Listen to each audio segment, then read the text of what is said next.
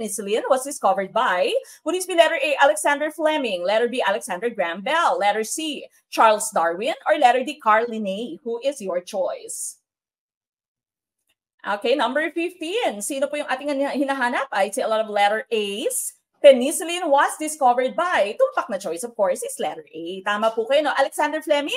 And actually, no, tawag dito, aksidente lamang na discover niya yung penicillin, di ba? Meron siyang mga bacteria, no? Meron siyang mga bagay-bagay sa petri dish at nagbakasyon po si Alexander Fleming. Nung bumalik siya, meron na siyang mga nakitang mga substances na nakapalibot, no, sa bacteria, and they stopped or hindered the growth of the bacteria. And so this was actually, no, Penicillium notatum. And eventually, ginawa ngang gamot, no, in the form of your penicillin. All right, so that's the letter A, Fleming. Alexander Graham Bell was, of course, the one who gave us the telephone.